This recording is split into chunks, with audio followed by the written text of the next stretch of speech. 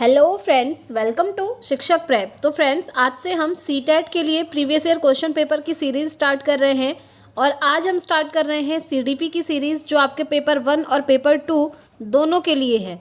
तो चलिए स्टार्ट करते हैं। आज हमारी पहली क्लास है प्रीवियस ईयर क्वेश्चन पेपर की, साथ ही साथ हमारी थ्योरी की क्लासेस भी चल रही हैं फ्रेंड्स। 10 क्लासेस हम थ्योरी की कर चुके हैं, प्लेलिस्ट बनी है चैनल पर, आप चाहें तो उन वीडियोज़ को देख करके अपना थ्योरी सेक्शन भी वहाँ से कंप्लीट कर सकते हैं। साथ ही साथ यहाँ पर मैं आपको सारे प्रीवियस ईयर क्वेश्चन पेपर करवाने वाली हूँ फ्रेंड्स, और हर एक क्वेश्चन का डिटेल्ड एक्सप्लेनेशन करके मैं आपको आंसर समझाऊंगी। यानी कि अगर आप थ्योरी नहीं भी पढ़ते हैं तो in previous year question paper को अगर आप डीपली समझ जाएंगे जो मैं आपको समझाऊंगी तो आप सीटेट में 30 में से 30 मार्क्स लेकर आएंगे फ्रेंड्स। मेरे भी सीटेट के दोनों पेपर क्वालिफाई हैं, उसी एक्सपीरियंस के बेसिस पर ये क्लासेस आपके लिए आई हुई हैं। तो चलिए स्टार्ट करते हैं और देख लेते हैं आज की हमारी पहली क्लास। तो सबसे पहला क्वेश्चन है फ्रेंड्स आप सभी के लिए, निम्न में से शारीरिक विकास में क्या शामिल नहीं है। ध्यान रखिएगा, क्या शामिल नहीं है पूछा है, ठीक है। ऑप्शन 1 है शारीरिक आकार व अनुपात में बदलाव, दूसरा है शारीरिक प्रणाली का कार्य, तीसरा है प्रतिबोधिक व गतिक कौशल एंड चौथा है संवेगात्मक संप्रेषण में बदलाव। अब देखिए फ्रेंड्स, आपसे पूछा है शारीरिक विकास में क्या शामिल नहीं है। शारीरिक विकास में क्या चीज़ें शामिल होती हैं पहले ये समझ लीजिए। शरीर से रिलेटेड जितनी भी चीज़ें होंगी वो इसमें शामिल होंगी। जैसे शरीर का आपका आकार और जो अनुपात में बदलाव है वो शारीरिक विकास के अंतर्गत आता है, आपकी बॉडी का जो डेवलपमेंट है उसके अंदर आता है, ठीक हो गया। दूसरा शारीरिक प्रणाली का कार्य, ये भी आपकी बॉडी से रिलेटेड है, ये भी इसमें आता है। तीसरा है प्रतिबोधिक व गतिक कौशल। देखिए ये जो गतिक कौशल है ना, ये भी आपकी बॉडी से ही रिलेटेड है, आपके शारीरिक विकास से ही रिलेटेड है। गतिक कौशल क्या होता है, आपकी हड्डियों में जो मजबूती आती है, जो आपकी फाइन मोटर स्किल्स और ग्रॉस मोटर स्किल्स होती है ना, आपकी बॉडी की छोटी छोटी मसल्स और बड़ी बड़ी मसल्स, वो सारी आपकी इसके अंदर आती हैं गतिक कौशल के अंदर, ठीक है। तो ये भी आपका शारीरिक विकास से ही संबंधित है। लेकिन जो आप फोर्थ ऑप्शन देख रहे हैं संवेगात्मक संप्रेषण में बदलाव, ये आपका शारीरिक विकास के अंदर नहीं आता है फ्रेंड्स। तो क्या शामिल नहीं है, यही इसमें शामिल नहीं है। फोर्थ ऑप्शन इसका राइट हो जाएगा, क्योंकि जो आपके संवेग होते हैं वो आपकी बॉडी यानी कि आपके शरीर से रिलेटेड नहीं होते हैं। संवेग में आता है आपके अंदर के जितने भी इमोशन होते हैं, लाइक किसी से प्रेम करना, किसी से डरना यानी कि भय, ठीक है, किसी से घृणा करना, ये सारे आपके इमोशन हैं। इससे आपकी बॉडी में कोई परिवर्तन नहीं हो रहा है, ये सिर्फ आपके इमोशन में बदलाव लाता है, ठीक है। तो फोर्थ ऑप्शन इसका राइट हो जाएगा। चलिए नेक्स्ट क्वेश्चन पे चलते हैं। देखिए फ्रेंड्स, क्लास एंड होने के बाद आप लोग कमेंट बॉक्स में अपना स्कोर ज़रूर शेयर कीजिएगा कि आज के इस प्रीवियस ईयर क्वेश्चन पेपर के सेट में आपने कितने क्वेश्चन सही करे। नेक्स्ट क्वेश्चन, बच्चों के विकास का क्रम जन्म के समय निश्चित हो जाता है, पर्यावरण से उचित सहायता के साथ बदला जा सकता है, एक समान है और सभी संस्कृतियों में विकास की गति समान रहती है, पूरी तरह से अप्रत्याशित है क्योंकि यह अव्यवस्थित है। तो देखिए जो विकास का क्रम होता है, मैंने आपको थ्योरी में भी जो डेवलपमेंट पढ़ाया था आपको याद होगा, जो विकास का क्रम है वो जन्म के समय निश्चित हो जाता है। एक बात बताइए, क्या जन्म के समय ये निश्चित हो जाता है? जी नहीं, क्योंकि मैंने आपको पढ़ाया था जो डेवलपमेंट होता है वो हेरिडिटी इनटू एनवायरनमेंट का गुणनफल होता है, यानी कि विकास बराबर आनुवंशिकता गुणा पर्यावरण, ठीक है। और ये किसने कहा था? ये कहा था वुडवर्थ ने। तो इसमें हेरिडिटी के साथ साथ आपका एनवायरनमेंट भी इम्पॉर्टेंट रोल प्ले करता है, और वो जो एनवायरनमेंट है सिर्फ जन्म के समय नहीं मिलता है, जब आपका जन्म हो गया तब से लेकर मृत्यु तक आपका एनवायरनमेंट बदलते रहता है। इसलिए फर्स्ट ऑप्शन इसका राइट आंसर नहीं होगा, क्योंकि जो विकास होता है जन्म के समय निश्चित नहीं होता है, ये बाद में भी निश्चित होता है। जैसे जैसे बच्चा बड़ा होता जाता है, उसे जैसा एनवायरनमेंट मिलता है वैसी चीज़ें वो सीखता है, इसलिए ये ऑप्शन हो गया बाहर। नेक्स्ट है पर्यावरण से उचित सहायता के साथ बदला जा सकता है। देखिए पर्यावरण के साथ तो बदला जा सकता है, लेकिन जैसा कि मैंने अभी आपको बताया, development equal to heredity into environment, इसके साथ में हेरिडिटी आनुवंशिकता भी आएगी। पर्यावरण तो होगा ही, एनवायरनमेंट क्या है? पर्यावरण है, पर्यावरण तो सही है, लेकिन साथ में हेरिडिटी आनुवंशिकता भी इंपॉर्टेंट रोल प्ले करती है, इसीलिए सेकंड ऑप्शन भी इसमें बाहर हो गया। अगर लिखा होता इसमें आनुवंशिकता तथा पर्यावरण से तो ये ऑप्शन आपका सही हो जाता, ठीक है।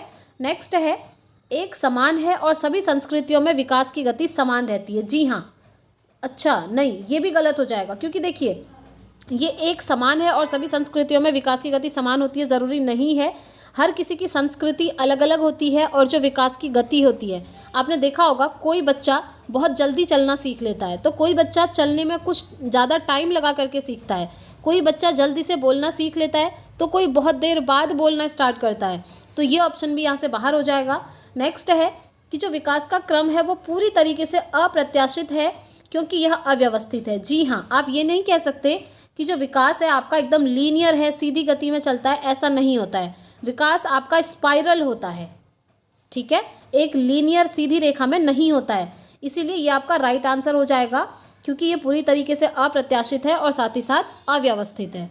नेक्स्ट क्वेश्चन, सामाजिकरण की प्रमुख संस्था कौन सी है? सोशलाइजेशन चैप्टर, हाँ मैंने आपको थ्योरी में भी करवा दिया है ये। तो सामाजिकरण की प्रमुख संस्था कौन सी है? देखिए, सामाजिकरण तो बच्चे का पुस्तकालय में भी होता है, स्कूल में भी होता है, परिवार में भी है और सरकार भी, ये सभी सामाजिकरण की संस्थाएं हैं। लेकिन सामाजिकरण की एक प्रमुख संस्था होती है जो आपको याद रखनी है, वो होती है आपकी परिवार, फैमिली। क्योंकि जब बच्चा जन्म लेता है अपनी फैमिली में लेता है और अपने फैमिली मेम्बर्स को देखता है, उनका अनुकरण करके वो चीज़ें सीखता है। जैसे आपने देखा होगा छोटा बच्चा जब बोलना स्टार्ट करता है बिना स्कूल गए हुए, किस तरीके से? इसी तरीके से कि फैमिली में जितने भी मेंबर्स हैं वो आपस में जिस तरीके से बातचीत करते हैं, बच्चा उसको सुनता है और उसी तरीके से धीरे धीरे बोलना स्टार्ट कर देता है। तो बच्चे का जो सामाजिकरण है, सोशलाइजेशन है, वो आपका सबसे पहले परिवार में होता है, इसीलिए ये आपकी प्रमुख संस्था है, ठीक है। और सीटेट में क्वेश्चन ऐसे भी बना हुआ है एक बार कि निम्नलिखित में से सामाजिकरण की प्रथम एजेंसी कौन सी है? याद रखिएगा, प्रथम एजेंसी कौन सी होगी? परिवार ही होगी, क्योंकि सबसे पहले बच्चा परिवार में ही सीखता है। और अगर आपसे पूछे फिर द्वितीयक एजेंसी कौन सी है, तो द्वितीयक के अंदर ये सभी आ जाते हैं फ्रेंड्स, पुस्तकालय भी आ जाएगा, स्कूल भी आ जाएगा, फिर आप ऑप्शंस के अकॉर्डिंग जाएंगे, ठीक है। बस आपको याद रखना है परिवार जो है सामाजिकरण की पहली संस्था है। नेक्स्ट क्वेश्चन पे चलते हैं। किस चरण में बच्चे निगमनात्मक तर्क कर पाते हैं और सामाजिक मुद्दों से सरोकार रखते हैं? तो जो मैंने आपको पढ़ाया था ना डेवलपमेंट में, उसी से रिलेटेड ये क्वेश्चन है। तो कौन से स्टेज में बच्चे निगमनात्मक तर्क करेंगे? अब निगमनात्मक तर्क क्या होते हैं? जो हाइपोथेटिकल लॉजिक लगाते हैं बच्चे, ठीक है, जो चीज़ें उनके सामने नहीं हैं उनके बारे में भी वो सोच पाते हैं। एक चीज़ तो होती है जो हमारे सामने में होता है, बच्चा उसको देख करके तर्क लगाता है। एक चीज़ होती है जो बच्चे की कल्पनाओं में होती है, हम बस उस चीज़ को इमेजिन करते हैं। तो इमेजिनेशन वाली चीज़ कौन सी स्टेज में बच्चे में आती है? तो इसका राइट आंसर होगा अमूर्त संक्रियात्मक अवस्था, ठीक है, फोर्थ ऑप्शन। ये चीज़ याद रखिएगा, कॉन्क्रीट एंड एब्स्ट्रैक्ट चीज़ें आपने पढ़ी होंगी, तो ये जो है एब्स्ट्रैक्ट के अंदर आता है। एब्स्ट्रैक्ट यानी कि अमूर्त चीज़ें जो हम देख नहीं पाते हैं, वो हमारी कल्पनाओं में होती हैं और हम उसे इमेजिन कर पाते हैं। तो बच्चे के इसी चरण में होता है, ठीक है, फोर्थ स्टेज में। ये बेसिकली उससे भी क्वेश्चन बना है जो पियाजे की थियोरी है आपकी, मैंने आपको याद भी करवाई थी SPCF करके। तो जो आपका F है लास्ट में, फॉर्मल ऑपरेशनल स्टेज, ये वही है अमूर्त संक्रियात्मक अवस्था, ठीक है। तो फोर्थ ऑप्शन इसका राइट हो जाएगा। चलिए नेक्स्ट क्वेश्चन पे चलते हैं। क्वेश्चन नंबर 5 आता है, जीन पियाजे के संज्ञानात्मक विकास की एक प्रमुख आलोचना है कि जीन पियाजे का जो विकास का सिद्धांत दिया था उन्होंने, उनकी आलोचना भी करी जाती है, उनको क्रिटिसाइज किया जाता है। किस चीज़ को लेके? पहला है, उन्होंने बच्चों को सक्रियकर्ताओं के रूप में नहीं देखा। जी, ये तो देखा था, इन्होंने कहा था बच्चे क्या हैं, नन्हे वैज्ञानिक हैं, एक्टिव लर्नर हैं, ये तो सही है, ये आंसर नहीं होगा। नेक्स्ट है, उन्होंने अधिगम में भाषा की महत्वपूर्णता प्रस्तावित की थी। जी हाँ, उन्होंने कहा था कि भाषा भी इम्पॉर्टेंट है लेकिन ज़्यादा इम्पॉर्टेंट नहीं है। लेकिन ऐसा नहीं है कि उन्होंने भाषा को एकदम नेग्लेक्ट माना, ऐसा नहीं है, भाषा को इम्पॉर्टेंट माना लेकिन कम माना, ठीक है, ये भी सही है। नेक्स्ट है, तो आलोचना किस चीज़ के लिए करते हैं? उन्होंने समाज और संस्कृति के प्रभाव को ध्यान में नहीं रखा। जी हाँ, इसी चीज़ के लिए इनको आलोचना इनकी करी जाती है कि उन्होंने क्या कहा, आपने देखा होगा उनकी थियोरी में, उन्होंने कहा कि हर एज ग्रुप में बच्चा एक जैसी चीज़ें सीख जाएगा, यानी कि उन्होंने सिर्फ और सिर्फ एज को महत्व दिया, उन्होंने समाज संस्कृति को महत्व नहीं दिया है। तो इसी चीज़ के लिए उनकी आलोचना करी जाती है, इसीलिए थर्ड ऑप्शन यहाँ पर राइट हो जाएगा, ठीक है। चलिए आगे बढ़ते हैं। नेक्स्ट क्वेश्चन, पियाजे के अनुसार इनमें से कौन सा कारक संज्ञानात्मक विकास में महत्वपूर्ण भूमिका नहीं निभाता है? नहीं पूछा है। तो देखिए, गतिविधि को तो वो इम्पोर्टेंट मानते हैं, अन्वेषण को भी मानते हैं, जैविक परिपक्वता को भी वो इम्पोर्टेंट मानते हैं, लेकिन भाषा को कम इम्पोर्टेंट मानते हैं, बहुत ही कम, ठीक है। तो थर्ड ऑप्शन इसका राइट आंसर हो जाएगा, भाषा। और अगर आपसे पूछ ले कि भाषा को महत्व कौन देते हैं, फिर अगर जीन पियाजे इसको महत्व नहीं देते हैं तो कौन से साइकोलॉजिस्ट महत्व देते हैं, तो याद रखिएगा इन्हें वाइगोत्स्की बहुत ज़्यादा महत्व देते हैं, ठीक है, वाइगोत्स्की। चलिए आगे बढ़ते हैं। नेक्स्ट है लॉरेंस कोहलबर्ग द्वारा दिए गए उत्तर पारंपरिक नैतिकता के 5वें चरण सामाजिक अनुबंध अभिविन्यास में व्यक्ति मानते हैं कि, आपने पढ़ी होगी लॉरेंस कोहलबर्ग की थियरी, ठीक है, मैंने करवाई भी थी आपको पहले भी और अभी भी हम करेंगे बहुत जल्द। तो कोहलबर्ग ने जो थियरी दी थी ना, उसमें उनका जो एक चरण था 5वां सामाजिक अनुबंध अभिविन्यास, तो उसके लिए वो इनमें से कौन सी चीज़ सही मानते हैं, इन 4 ऑप्शन में से किसी क्रिया के भौतिक परिणाम की उसकी अच्छाई या बुराई निर्धारित करते हैं, जी नहीं। नियमों का पालन करने के बदले में किसी प्रकार का लाभ मिलना चाहिए, ये 5वें चरण में नहीं आता है फ्रेंड्स। नेक्स्ट है सामाजिक व्यवस्था को बनाए रखने के लिए निश्चित नियमों को स्थापित करना और उनका पालन करना आवश्यक है, ये भी आपका 5वें चरण में नहीं आता है। तो आपका जो 5वें चरण में आता है वो ये है कि नैतिक निर्णय स्व चुने हुए नैतिक सिद्धांतों के संदर्भ में किए जाने चाहिए, यानी कि आप जो भी काम करना चाहते हैं आप खुद से उस चीज़ को चुन करके निर्णय ले सकते हैं। तो फोर्थ ऑप्शन इसका राइट आंसर हो जाएगा। नेक्स्ट क्वेश्चन पे चलेंगे। यह विचार कि बच्चों के सीखने में उनके सांस्कृतिक संदर्भ के अनुसार उनकी सहायता व मार्गदर्शन देना चाहिए, किसने प्रस्तावित किया है, ये चीज़ किसने कही है, तो देखिए इसका आंसर बता देती हूँ। ये कहा है लेव वाइगोत्स्की ने, ठीक है। लेव वाइगोत्स्की कहते हैं कि बच्चों के सीखने में उनकी संस्कृति, देखिए मैं आपको डिटेल में ही समझा देती हूँ। ये कहते हैं कि बच्चों के सीखने में 3 चीज़ें इंपॉर्टेंट होती हैं, कौन कौन सी, एस, सी और एल। एस फॉर सोसाइटी यानी कि समाज, सी फॉर कल्चर यानी कि संस्कृति, जो कि आपको ये क्वेश्चन में पूछा है, ठीक है, सांस्कृतिक संदर्भ, और तीसरा एल यानी कि लैंग्वेज, भाषा। तो वाइगोत्स्की कहते हैं ये तीनों चीज़ें बच्चे के सीखने में इंपॉर्टेंट रोल प्ले करती हैं, ठीक है। तो न्यूमोनिक भी आप लोग याद रख लीजिएगा। थ्योरी में भी मैं आपको बहुत जल्दी करवाने वाली हूँ, जैसे पिछली बार हमने करी थी ना प्रिपरेशन बढ़िया तरीके से, बस वैसे ही इस बार भी हम करने वाले हैं। चलिए, वैसे अगर आप थ्योरी नहीं भी पढ़ते हैं ना फ्रेंड्स, तो मैं आपको ये जो क्वेश्चन है डिटेल में एक्सप्लेन करके इसीलिए समझा रही हूँ, ताकि अगर आप थ्योरी नहीं भी पढ़ते हैं तो आप एग्जाम में बहुत अच्छा स्कोर करके आएंगे। नेक्स्ट है विद्यार्थियों को संकेत और इशारे देना, सोच विचार की प्रक्रियाओं को मॉडल करना, ये किसके उदाहरण हैं, बताइए।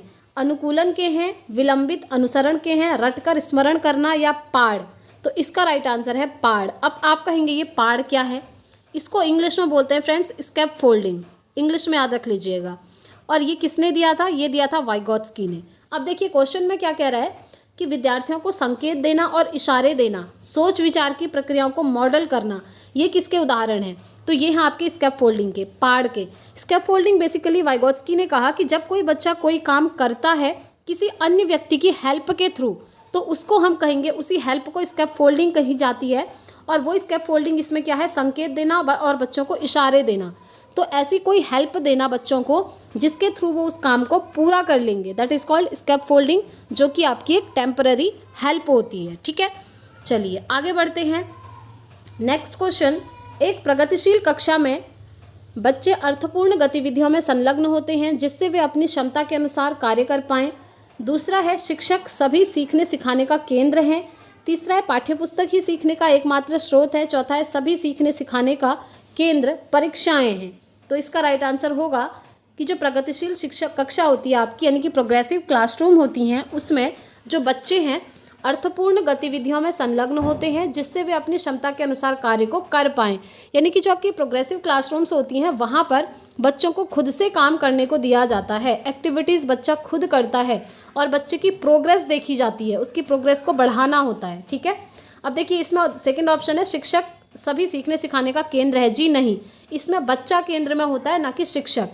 पाठ्यपुस्तक ही सीखने का एकमात्र स्रोत है, जी नहीं, पाठ्यपुस्तक ही नहीं है, बल्कि अदर जो एक्टिविटीज़ होती है ना, को करिकुलर एक्टिविटीज़, आपका गेम्स है, स्पोर्ट्स है, डिबेट है, कंपटीशन होते हैं अलग अलग क्लास में, तो वो सारी चीज़ें इंक्लूड होती हैं, सिर्फ पाठ्यपुस्तक नहीं होता है। नेक्स्ट है सभी सीखने सिखाने का केंद्र परीक्षाएं हैं, जी नहीं, इसमें जो मेन केंद्र होता है वो बच्चे को माना जाता है, ठीक है। और इसीलिए वो आपका ऑप्शन 1 में दिख रहा है, इसलिए ऑप्शन 1 इसका राइट आंसर हो जाएगा। नेक्स्ट क्वेश्चन पे चलते हैं।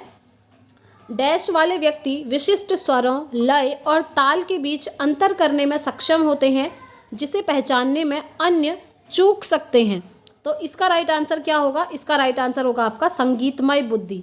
ठीक है, ये जो बुद्धि का कॉन्सेप्ट है हार्वर्ड गार्डनर ने जो दिया था ना 8 प्रकार की बुद्धि, उसी में से एक बुद्धि से रिलेटेड क्वेश्चन आपसे पूछा है कि डैश वाले व्यक्ति, कौन से वाले व्यक्ति विशिष्ट स्वर लय ताल के बीच अंतर करने में सक्षम होते हैं। अब आप ये ऑप्शन देखकर ही समझ जाएंगे कि ये जो स्वर है, लय है, ताल है, ये सब किस में आता है? संगीत के अंदर। तो ऐसे लोगों में क्या होती है? संगीतमय बुद्धि होती है, म्यूजिकल इंटेलिजेंस की पावर होती है। ठीक है, तो 4th ऑप्शन इसका राइट आंसर हो जाएगा। नेक्स्ट क्वेश्चन, लेव वाइगोत्स्की के अनुसार भाषा, अभी मैंने आपको बताया था लेव वाइगोत्स्की 3 चीज़ों को इंपॉर्टेंस देते हैं, सोसाइटी, कल्चर और लैंग्वेज। ठीक है, लैंग्वेज ही यहाँ से पूछा है, भाषा। तो लेव वाइगोत्स्की के अनुसार जो भाषा है उसकी संज्ञानात्मक विकास में कोई भूमिका नहीं है, संज्ञानात्मक विकास में बेहद महत्वपूर्ण है, संज्ञानात्मक विकास में बाधा डालती है, या संज्ञानात्मक विकास के पीछे रहती है। तो इसका राइट आंसर होगा फ्रेंड्स 2nd ऑप्शन। ये जो लैंग्वेज है, क्योंकि वाइगोत्स्की तो इसको महत्व देते हैं ना, वाइगोत्स्की कहते हैं कि ये बच्चे के विकास में बहुत इंपॉर्टेंट है, ये तीनों चीज़ें इंपॉर्टेंट हैं, सोसाइटी भी, कल्चर भी और लैंग्वेज भी। तो संज्ञानात्मक विकास में ये बेहद महत्वपूर्ण है। बहुत ईजी क्वेश्चन है फ्रेंड्स। ठीक है, और मैंने आपको पिछली बार भी टैग वर्ड्स करवाए थे, एक बार आप उन टैग वर्ड्स को देखना, उनकी हेल्प से आप ना ऑप्शंस को एलिमिनेट कर लेंगे। जैसे नॉट वाले क्वेश्चन होते हैं जो नेगेटिव, वो आंसर इसका हो ही नहीं सकता, वैसे भी आप इसको छांट सकते हैं, एलिमिनेट कर सकते हैं टैग वर्ड्स की हेल्प से। ठीक है, बाधा डालना ये भी नेगेटिव टैग वर्ड है, ये भी कभी सही नहीं होता है। किसी चीज़ को पीछे करना ये भी नेगेटिव चीज़ है। ठीक है, इस तरीके से भी आप अपने आंसर तक पहुंच सकते हैं। एक बार आप टैग वर्ड वाली प्लेलिस्ट ज़रूर देख लीजिएगा फ्रेंड्स, मैंने आपको सारे सब्जेक्ट्स के टैग वर्ड्स करवाए थे जनवरी 21 वाला जो पेपर था आपका उसके लिए, और आप लोगों का बहुत अच्छा रिस्पॉन्स भी मुझे मिला था, और आप लोगों के काफ़ी सारे कमेंट्स आए थे आफ्टर एग्ज़ाम कि मैम इनकी हेल्प से हमारा पेडागोजी वाला सेक्शन बहुत अच्छे से हो गया था। तो एक बार आप चाहें तो वो देख सकते हैं। वैसे अभी मैं जुलाई 2024 के लिए अलग से करवाने वाली हूँ प्लेलिस्ट, वही अलग अलग सब्जेक्ट का अलग अलग टैग वर्ड्स मैं आपको करवाऊंगी। ठीक है, चलिए नेक्स्ट क्वेश्चन पे चलते हैं। पहला ये देखिए, अभिकथन और कारण वाला क्वेश्चन है। ठीक है, अजर्सन रीजनिंग। तो आपसे अजर्सन दिया है, कथन दिया है कि माध्यमिक स्कूल के शिक्षकों के लिए यह महत्वपूर्ण है कि वे मीडिया में जेंडर रूढ़िवादिता के चित्रण को आलोचनात्मक रूप से देखने के लिए छात्रों को सक्षम करें। ठीक है, ये सही बात है। दूसरा है इसका रीज़न कि मीडिया एक महत्वपूर्ण सामाजिकरण एजेंसी है। बिल्कुल सही, इसका आंसर तो आप बहुत इजीली कर सकते हैं। अब आपसे पूछा है कि इसमें से ए और आर दोनों सही हैं, यानी कि ये और ये दोनों सही हैं, और आर सही व्याख्या करता है ए की। दूसरा है ए और आर दोनों सही हैं परंतु आर सही व्याख्या नहीं करता है ए की। तीसरा है ए सही है लेकिन आर गलत है। चौथा है ए गलत है किंतु आर सही है। तो इसका राइट आंसर क्या होगा? तो देखिए, इसका राइट आंसर होगा ऑप्शन 2। ए और आर दोनों सही हैं, सही तो हैं, लेकिन जो आपका ये आर आपको रीज़न दिख रहा है ना, ये ए की सही व्याख्या नहीं कर पा रहा है। ठीक है, इसीलिए 2nd ऑप्शन इसका राइट आंसर हो जाएगा। चलिए आगे बढ़ते हैं। नेक्स्ट क्वेश्चन, बच्चों के आकलन के बारे में निम्नलिखित में से कौन सा कथन सही नहीं है? नॉट पूछा है। ठीक है, पहला है आकलन से बच्चों की तैयारी को परखने में मदद मिलनी चाहिए, ये तो बिल्कुल सही लग रहा है हमें। दूसरा है आकलन से चिंता और भय पैदा करने में मदद मिलती है। देखिए, ये यहाँ पर नेगेटिव चीज़ हो गई, और क्वेश्चन में ही पूछा है कि क्या सही नहीं है, तो ये ही आपका सही नहीं है। जो आकलन होता है, बच्चे का असेसमेंट किया जाता है, वो बच्चों में चिंता या भय पैदा करने के लिए थोड़ी किया जाता है, वो तो इसलिए किया जाता है कि बच्चे कितना सीख रहे हैं, कहाँ उनकी प्रोग्रेस है, क्या चीज़ें उन्हें समझ में नहीं आ रही हैं, कौन सी चीज़ों में वो अटक रहे हैं, कौन सी उनको प्रॉब्लम आ रही है, किस तरीके से उनका सॉल्यूशन निकाल सकते हैं, ये चीज़ें आती हैं आकलन में। लेकिन यहाँ पर दिया है चिंता और भय पैदा करने में, तो ये आपका बाहर हो जाएगा और यही आंसर हो जाएगा, क्योंकि क्वेश्चन में आपसे नॉट नहीं पूछा है। ठीक है, तो 2nd ऑप्शन इसका राइट आंसर हो जाएगा। चलिए आगे बढ़ते हैं। चलिए ये भी आप समझ लीजिए, मूल्यांकन विभिन्न साधनों का उपयोग करके किया जाना चाहिए। जी हाँ, मूल्यांकन के लिए आप अलग अलग रिसोर्सेज यूज़ कर सकते हैं। मूल्यांकन में सहकर्मी और स्वमूल्यांकन शामिल होना चाहिए। जी बिल्कुल, स्वमूल्यांकन मतलब बच्चा खुद से भी अपना मूल्यांकन कर पाए, और सहकर्मी मूल्यांकन मतलब होता है कि अपने एक दूसरे, आप क्लासरूम में ही उनके दोस्तों को दे सकते हैं उनकी नोटबुक्स चेक करने के लिए, कि आप लोग खुद से आपस में देखिए ग्रुप बना करके कि किसने कैसा काम करा है। इस तरीके से भी आप मूल्यांकन कर सकते हैं। ठीक हो गया, चलिए आगे बढ़ते हैं। नेक्स्ट क्वेश्चन, आकलन सीखने से कैसे जुड़ा हुआ है? जो आपका आकलन है वो सीखने से कैसे जुड़ा है? आकलन और सीखने के बीच कोई संबंध नहीं है, ये गलत। संबंध तो है। जब बच्चा कोई चीज़ हम बच्चे को सिखाते हैं तो उसने वो चीज़ सीखी है या फिर नहीं सीखी है, उसके लिए आकलन तो किया ही जाता है ना। तो संबंध तो होता ही है, तो यहाँ कह रहा है संबंध नहीं है, इसलिए ये बाहर हो जाएगा। नेक्स्ट है आकलन सीखने के अंत में होना चाहिए। जी नहीं, अगर आप आकलन सिखाने के अंत में करेंगे क्या फ़ायदा है। जो सीखने का आकलन है ना, वो पढ़ाने के बीच बीच में किया जाना चाहिए। जैसे आपके यूनिट टेस्ट होते हैं, टीचर ने आपको 2 यूनिट पढ़ाई किसी सब्जेक्ट की, तो उन दोनों यूनिट का फिर उन्होंने आकलन करना है, टेस्ट लेना है, ठीक है। ऐसा नहीं है कि पहले पूरा सिलेबस करा दिया, लास्ट में आप टेस्ट कर रहे हैं, आकलन ले रहे हैं और बच्चों के 00 मार्क्स आ गए, फिर आप क्या ही करेंगे। आपको क्या ही पता चलेगा कि बच्चों को क्या चीज़ें समझ में नहीं आई, कैसे नहीं आई, आप उन्हें कैसे सिखा सकते हैं। इसलिए जो आकलन होता है वो बीच बीच में करते रहना चाहिए। तीसरा है आकलन सीखने का एक अभिन्न अंग होना चाहिए। जी हाँ, ये बहुत इंपॉर्टेंट लाइन है फ्रेंड्स, याद रखिएगा। सीटेट में बहुत बार ये रिपीट हुआ है कि जो आकलन होता है वो सीखने का एक अभिन्न अंग होता है। सीखने में आकलन करना बहुत ज़्यादा ज़रूरी है, तभी आप बच्चे के वीक पॉइंट, स्ट्रॉन्ग पॉइंट सभी चीज़ें पता कर पाएंगे, ठीक है। चलिए आगे बढ़ते हैं और नेक्स्ट क्वेश्चन पे चलते हैं। विद्यालयों में समावेशी शिक्षा, समावेशी शिक्षा यानी कि इंक्लूसिव एजुकेशन, ठीक है। इसको किसी व्यक्ति या विशेष या समूह विशेष के प्रति दृष्टिकोण के परिणाम स्वरूप उपजी भेदभावकारी और बहिष्कारी गतिविधियों को दूर करने का उद्देश्य रखना चाहिए। जी हाँ, ये तो हमें सही लग रहा है, क्योंकि इंक्लूसिव एजुकेशन में क्या होता है, भेदभाव नहीं देखा जाता है, सभी बच्चों को एक साथ इंक्लूड करके पढ़ाया जाता है, इसीलिए तो इसका नाम इंक्लूसिव एजुकेशन होता है, समावेशी शिक्षा। सभी को एक समान एक साथ शिक्षा देना, कोई भी भेदभाव ना करना, ठीक है, ये तो सही है। नेक्स्ट है समावेशी शिक्षा को विशिष्ट अधिगम आवश्यकताओं वाले बच्चों के समूह की पहचान करनी चाहिए, उनका वर्गीकरण करना चाहिए। जी नहीं, वर्गीकरण करना और लेबल करना ये दोनों नेगेटिव चीज़ होती हैं। कभी भी बच्चों का वर्गीकरण या उनको लेबल नहीं करेंगे या सेपरेट करना, ये आंसर कभी सही नहीं होंगे, क्योंकि बच्चों को आप सेपरेट नहीं कर सकते। आप इस तरीके से सेपरेट कर देंगे कि आप लोग इंटेलिजेंट हैं, आप अलग ग्रुप में बैठो, आप लोग मॉडरेट हैं, आप अलग ग्रुप में बैठो, आप लो कैटेगरी में आते हैं, आप अलग बैठो, तो ये अच्छी बात नहीं होती है। समावेशी शिक्षा को केवल उन्हीं बच्चों के लिए विशेष शिक्षा का प्रावधान करना चाहिए जो सामान्य नहीं है। ऐसा नहीं है, यहाँ पर सामान्य विशिष्ट सभी तरह के बच्चों को एक साथ पढ़ाया जाता है। नेक्स्ट है समावेशी शिक्षा को बच्चों को एकेडमिक योग्यताओं के आधार पर उनका पृथक्करण करना चाहिए। अब आप उनका पृथक्कीकरण कर दे रहे हैं, यानी कि सेपरेशन कर रहे हैं, ये अच्छी बात नहीं होती है। जैसा कि मैंने आपको बताया, बच्चों को कभी भी अलग थलग नहीं करना है, सभी बच्चों को एक नज़र से देखना है और भेदभाव तो बिल्कुल भी नहीं होना चाहिए, ठीक है। तो भेदभाव जैसी चीज़ों को दूर करने का उद्देश्य होता है समावेशी शिक्षा का, इसीलिए ऑप्शन 1 इसका राइट आंसर हो जाएगा। नेक्स्ट क्वेश्चन पे चलते हैं।